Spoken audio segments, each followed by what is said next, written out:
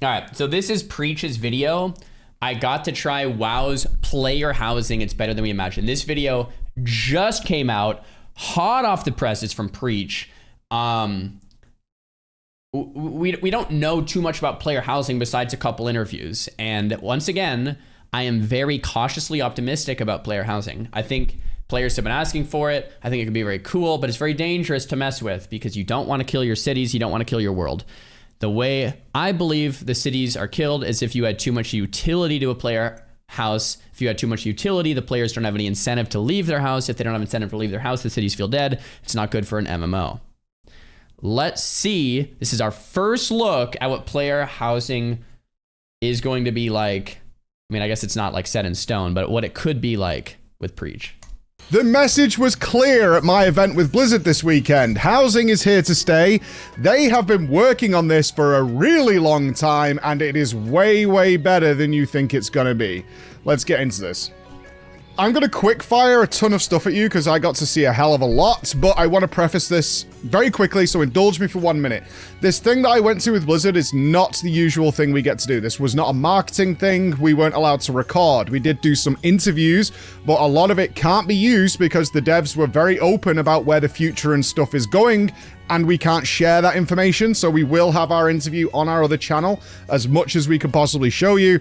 This whole purpose was that PAX was going on in Boston. They were having the WoW 30th anniversary event, and they just asked, can some of you hang out for an extra day in order to come and check this? You just happen to be in town, so please come and check out this thing. That was the whole purpose of it. It was off the books in terms of like being a big media event. It was nothing to do with that. And it was dedicated to genuine proper feedback. In fact, only a couple of the people who went to this thing are pure dedicated WoW players. What they did do though was invite a bunch of people who have dealt with housing in other games. They had some very Final Fantasy XIV focused people. Everybody was there for a specific reason. If you don't know, because you only followed me for WoW stuff, I have held the largest Final Fantasy XIV housing events in the game over the last couple of years, so that's why I was there, to talk about the kind of events and things we can do. Everybody else had their own purpose. And we sat down and we talked with individual devs, the whole team who's working out of their Boston office, who's been working on housing. We had like a UI dedicated person there who wanted negative feedback. They were very open of like, we get the praise. We want to hear where the problems are, where we can improve it, what things you've dealt with in other games, all that kind of thing. This is the focus. WoW is going very classic here in terms of Blizzard. They have looked at everything, and they're not shy about it either. They have looked at Valheim, Stardew Valley, they've looked at Final Fantasy XIV, they've looked at WildStar, they've looked at Path of Exile, they've looked at all these games, and they found what they like about it, and then they've made it better. I'm just going to say it. They have. They've made it better. Wow, and that's where claim. Blizzard got its name from. They looked at what other games were doing. They like it. It's good. How do we take all that and then we make our own version, which is superior? And that's exactly what they've done. It's very classic 2004 to 2010 Blizzard, where they were so far ahead, they were just making their own stuff, and it didn't quite work out in some cases. So with that said, I'm just going to quick fire through some stuff for you to get your answers out there, all right? I'm doing this in a nice numbered list for you guys. Number 1, these houses are like the TARDIS. For non-Doctor Who fans, that means that the outside of the house, which is something you can decorate, does not equate to what is inside of the house. If you want a one-room entryway with a sprawling vast church on the 2nd floor, and then you want your 3rd floor to turn into a 5-story tower jumping puzzle, you can do that. You can do whatever the hell you want with the shape, the rooms. It doesn't matter. You want to build a giant room? Go ahead and do that. They come in like these preset things, and you can just attach them to the side. Just have a button say, add another room. What do you want this to be? Do you want this to be a clock tower? Do you want it to be a double high, massive empty box? Do you want it to be a giant, wide open octagon space? Go ahead. Just clap it on. It doesn't matter what's beneath it in any way so far.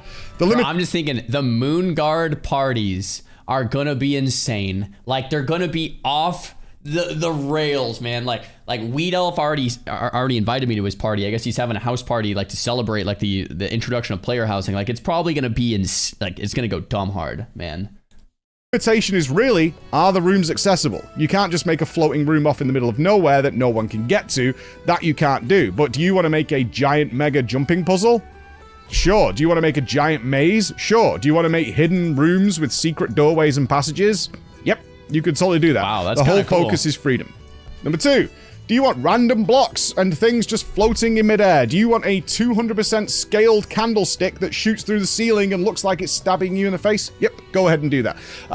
While we were talking to Jay Huang, who's been the art and prop guy for Blizzard for like over 15 years. He was literally doing demonstrations for us, and he was like, I designed that table in like Mists of Pandaria that's here now. He was saying that they did a ton of research. In particular, Valheim came up again, and they have a gravity system, and it became very apparent. It's like, why are we bothering with gravity? Let's just not do that. It's not fun. Players always find ways and means of trying to glitch things to get them in the right place, so let's just do away with that and have them put things wherever they want. If the player just wants random stuff because they're creating a magical Karazhan-themed place, let them do it. It's fine. That's pretty cool. It doesn't matter whatsoever. Just let them go and do it. If you want to just... the limitation on this, you want to push things through a wall? Go ahead. It's not a problem. Do you want to bury this? Do you want this to just be enormous and an inconvenience for you? Yeah, go ahead and do that. You can literally just put stuff in free-floating space wherever the hell you feel like it. Number 3, creativity is everything, okay? All the new items that are coming into WoW are designed with housing in mind, especially the dyeable ones, okay? Because if you haven't seen already... Dude, like, the first thing I'm thinking about is, like, in real life, if you want a really homey house, but you're not a designer, you can hire an interior designer. And I'm just thinking, like, brother, like, it would be cool to have, like, a house that, like, you go in and you just feel great about.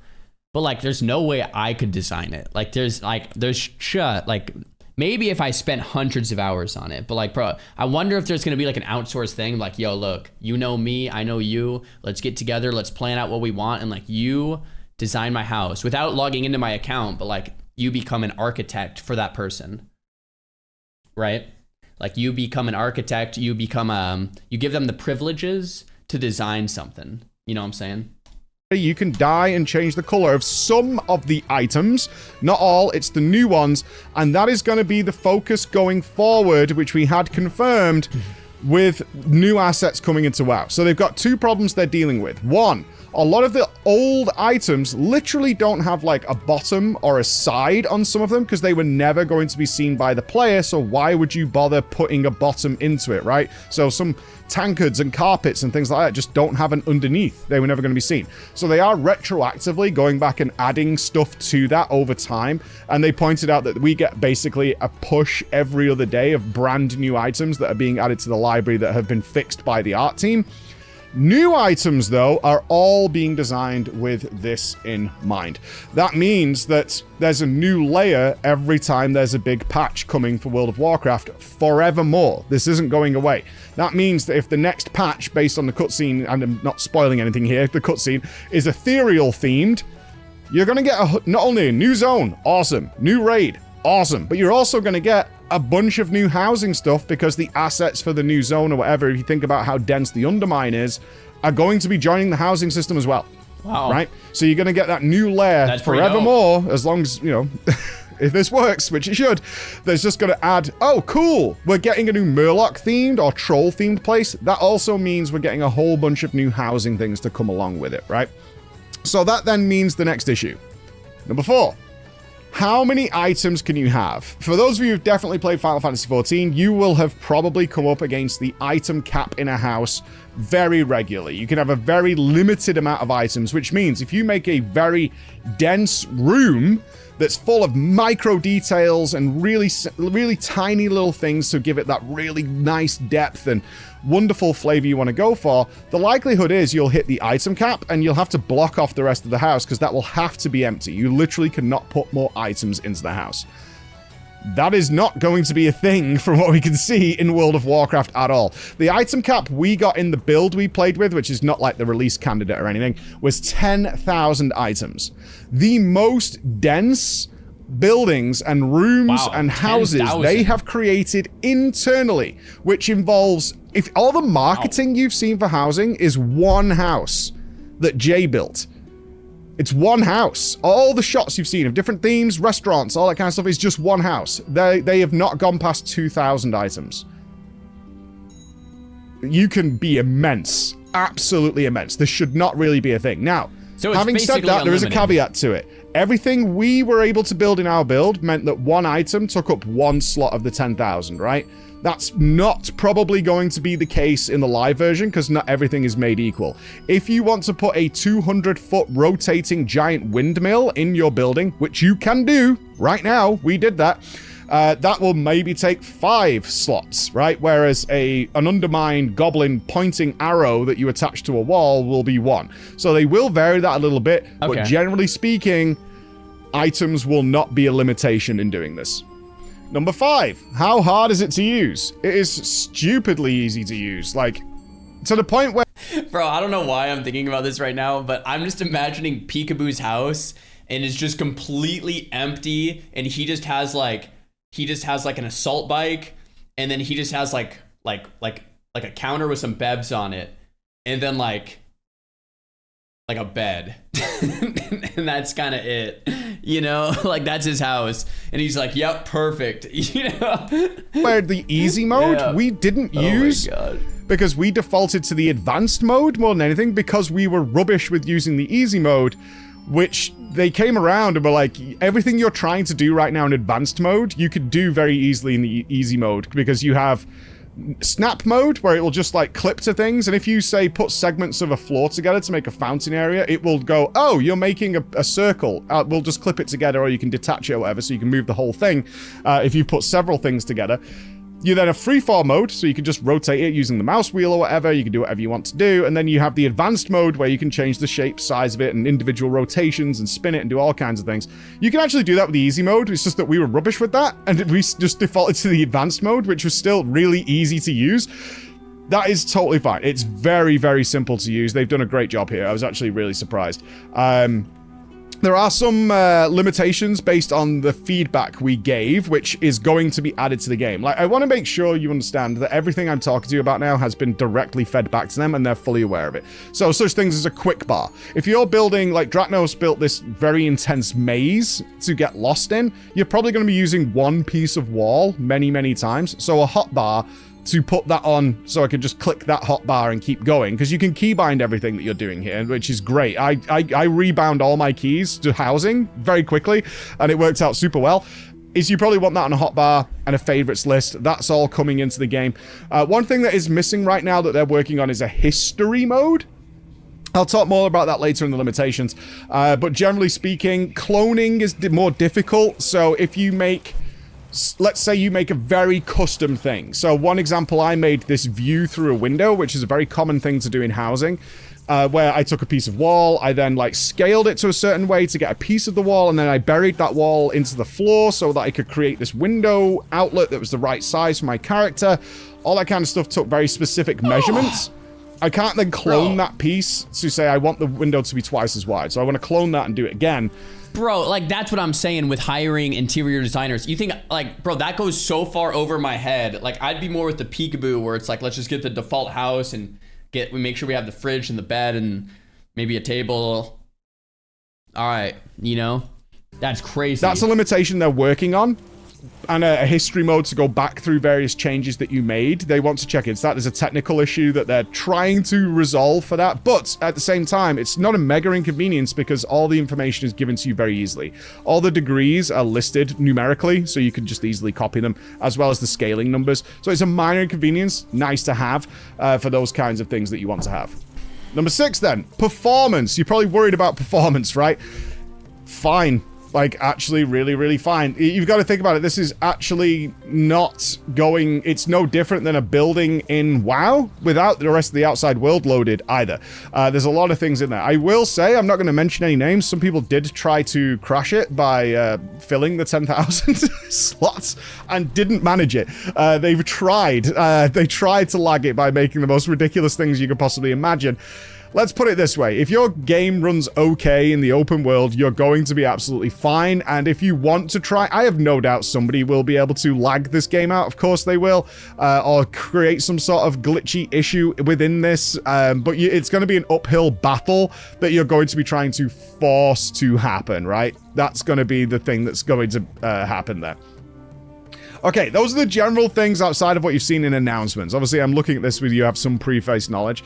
So at the beginning of my day, within the first hour when the devs were hanging out with us, I was like, you've opened this, the word of the thing I said was, this is Pandora's box. And that then became like the word of the day. It's Pandora's box. There's already way more creativity and freedom than I expected from the first version of housing.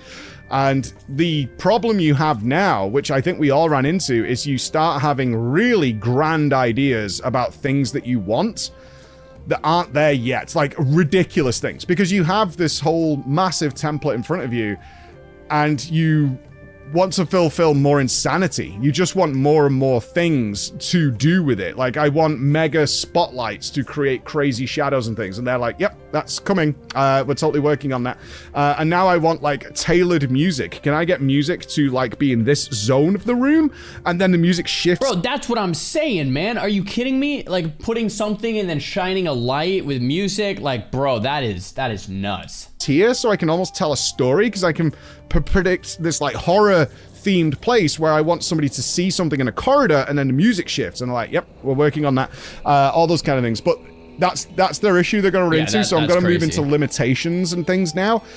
Again, to reiterate, everything I'm about to tell you, we have already fed back to the devs and they're aware of it and they're looking at it. And be under no illusion, everything I'm talking about right now is one of like infinite avenues that Blizzard now has to explore over the next 10 years.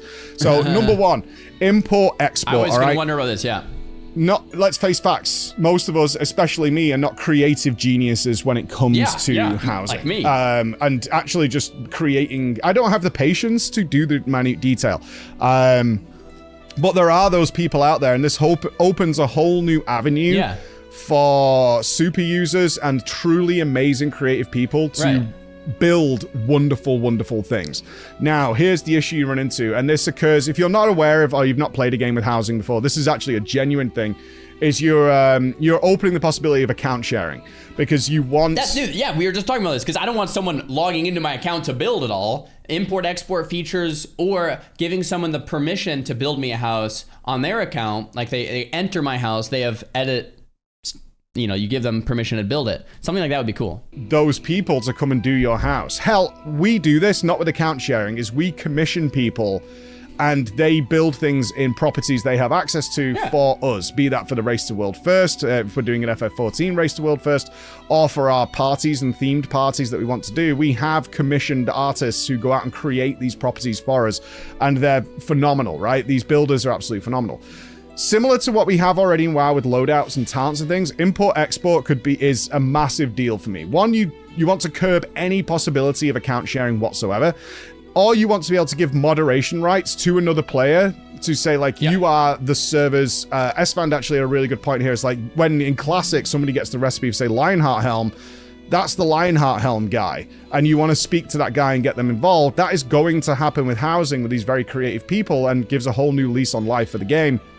Is you want them to either be able to come in and work on your property, right? Or you want creators, new, fresh YouTubers and streamers and things who build these magnificent things and are then able to upload it and share it so that you're curbing that. And also people can have wonderful, glorious houses that they just not are creatively inclined or have the patience all the time to invest in and to share in what those guys create. So that would be a huge plus. If you've ever played Path of Exile. Wait, dude, someone made this? What is this? Is this Final Fantasy?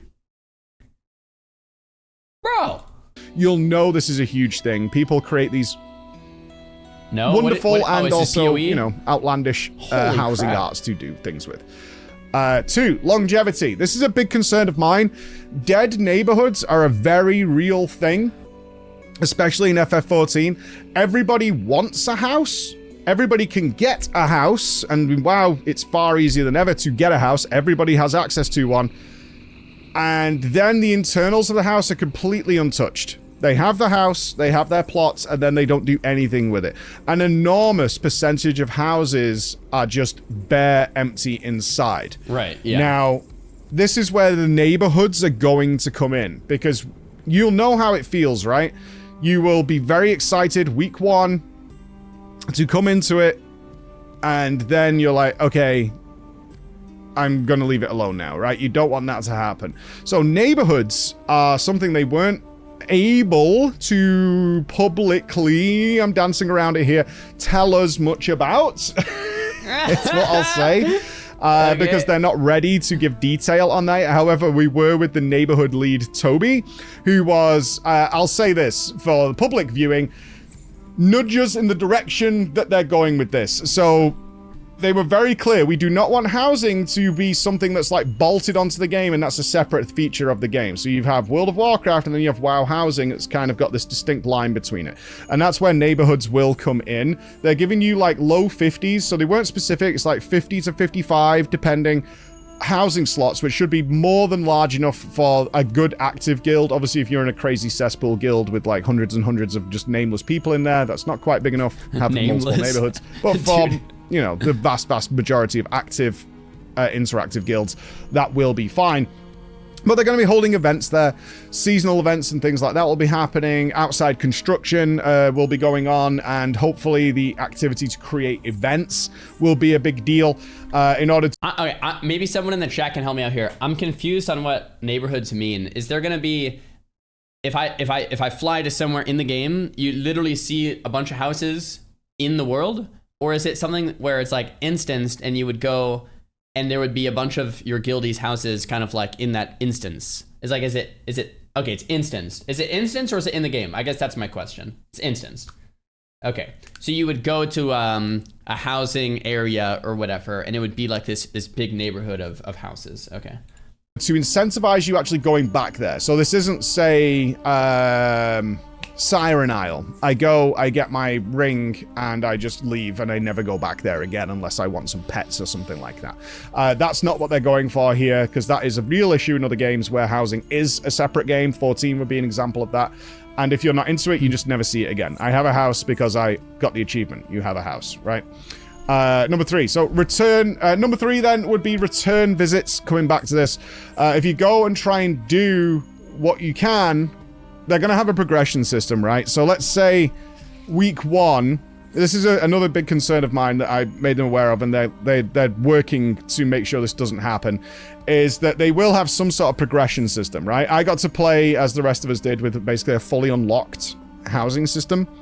However, if this system comes in, and week 1 I am that super hype guy, and I've got all these ideas, I go to my house, and I obviously, depending on what your past history with the game is, it's going to unlock a bunch of stuff for you immediately. If you've got achievements and things, it'll go, oh, you already did this. So it's I'm curious what the achievements are for, like, Gladiator, or for, like, what's it called? Famed Slayer, or, like, the Mythic Plus, ahead of the curve, of course, but then the Mythic Plus, like 3K IO or whatever it is, where you get to like certain points in M+, like some of the hardest stuff to do in the game. I'm curious what that stuff is gonna do.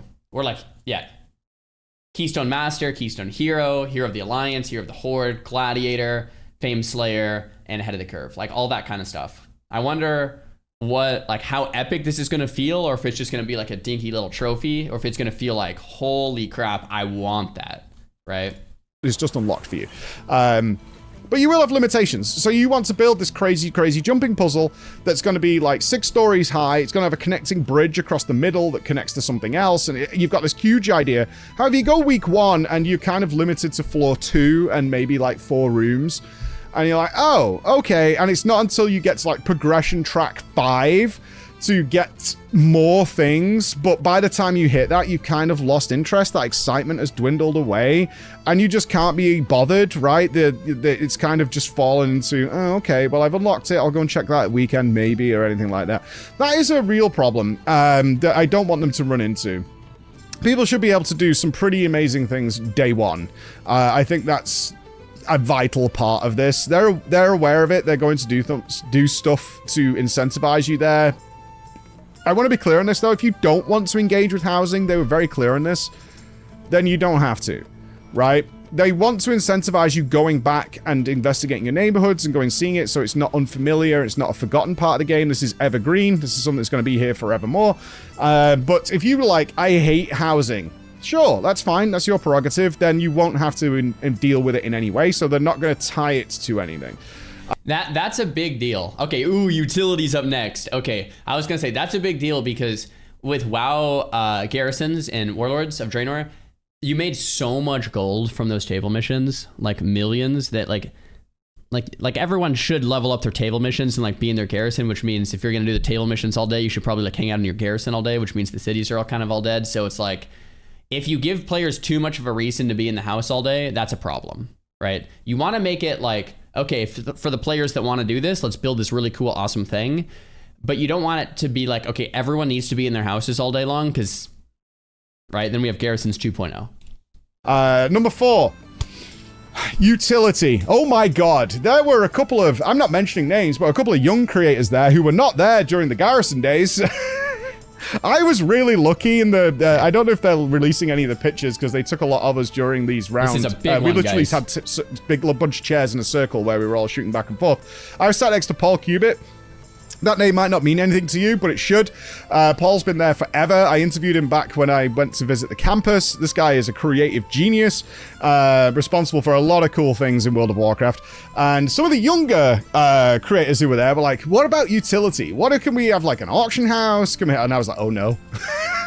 Okay, happening. thank you. Preach is on the same page. Like, you do not want utility. That's bad. Like, it sounds good, but it's bad, because then you never leave. Again. No. I turned to Paul and I went, the sins of the father. And he looked at me and he went, And it was nice to see the devs were like, look, we're not saying no. I will give massive shouts here to Zeppler, big FF14 creator, who was very clear on a good suggestion that the devs were like, that's a really good idea. So the idea of mining and herbing came up because wouldn't it make sense that the neighborhood has like a garden that can get the herbs and things like that? And I was like, oh no, no. It's happening all over again. But then we had good suggestions like, well, what if there is gardens and things, but the things you're growing there are actually to unlock housing things? Right. That makes total sense. That is totally fine because what we can do here is add in profession items where there are specialists who can build very specific items, and that uses like, if the things if the utility of your house only provides more utility for your house and nothing outside of the house, then there's no issue. The problem is when you can make enough gold in your house to play the rest of the game, or you can use the auction house in the house, which, by the way, auction house mounts will probably be a thing. So it's almost like they need to make it so you can't mount in your house, or else you can just use your mount auction house, but that probably won't happen. So that's actually that'll actually be an interesting topic. The neighborhood system and all that kind of stuff to create those things which other people might not engage with, and then be able to commission, things to go in the auction house and things like that in the cities. They didn't say no to everything. Like, it does make sense that there's some sort of mailbox or something like that available in the neighborhoods. That fits, but they're very wary of adding utility in any form to this that actually is like progression utility to the outside game. Because if you weren't there during WoD and you're not sure why my heart skips a beat whenever this comes up, garrisons had utility and function in them. They had a mine, they had a herb garden. It meant there was no reason to go out into the world at all, because you could daily collect everything you would ever need for your flasks, potions, your self-fulfilling prophecy. And when you had alts, you could cover every profession in the game without ever leaving your base. And it was instant stuff. It just killed the world. Like, you don't want that. It was at all. bad. Very bad. Yep. Next one is acceptance of this. This is going to be an interesting journey for WoW players. Roleplay in particular. Again, this is why Pandora's Box kept coming up. Roleplay has been looked down upon by a lot of WoW players, despite the fact that roleplay servers are a huge thing. And roleplay... Bro, is this Final Fantasy? Is this what a Final Fantasy house party looks like? Bro, is that what this is? Oh my gosh. She's in like a bikini with like a hat and spraying a bottle. Bro, this probably gets really, I mean, what's the word I'm looking for here? Like, it's, you guys, yeah. Players existed Raunchy. forever in World of Warcraft, right? And I know from my experience where housing is already a thing, is this opens the doors to infinite possibilities of what's going to be happening within the game that they need to be aware of. Wait, is Preach this girl right here?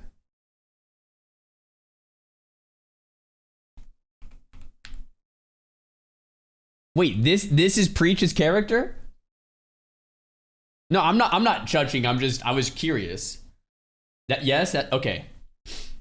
This is okay. I was just trying to understand what's going to be happening within the game that they need to be aware of. Some of it was a bit extreme that you're like, really? I'm like, yeah, like traveling casinos, right? Gambling is a big no-no in World of Warcraft, but you're going to have traveling casinos because players figured out a long, long time ago how to have active gambling within the game, especially with trustworthy organizations, which are now going to be a thing in World of Warcraft. You're going to know the proper Gallywix Casino Discord, and these guys will turn up and they will provide bars and they will provide various different gambling games that can be played without any of the utility of the game itself. Bro, okay, that's kind of mind-blowing to me. So you could go to like someone's house and it's just like a full-on thing, and they'd probably link you to something else, like a different web page. So obviously Blizzard can't stop that, but it's more about the ambiance and being there and the other people. Wow, that's crazy. Between players, they can play blackjack together and all this kind of stuff with slash roll, and all these kind of things have been done before. You're going to have that. You're going to have strip clubs, right? You think Goldshire is bad, and some people go, strip clubs. Like, dude, this is already in the game in a long way. Check out Drama Time on a Friday. This already exists in a huge way, and now you're going to have organized ones, like genuinely organized ones with proper parties and things going on. That is absolutely going to happen. Proper strip clubs, not the improper. Less degenerate side, you're going to have things like the DJ population, which you guys probably don't even know about. There is a huge amount of live venue DJs that are extraordinary, right? I think of names like Mew Fei, DJ Cyborg, all these people who have regularly DJ'd parties in FF and spin-off like remixes of the soundtracks and things like that to the game in a wonderful, wonderful way, and help host parties. These are now going to be an active thing in World of Warcraft because they'll have venues to go to and people will be able to attend. This is something I'm super excited for because I was skeptical, like many of you are, as to how this actually plays out, because you always think it's cringe and people just ERPing all over the place. But like that's not the case at all. And I know you don't believe me, but when you visit these things, and I encourage you to do, you'll be like, oh, that's not what this is. This is actually something really different, and a lot of people having fun, and more importantly, player-made events.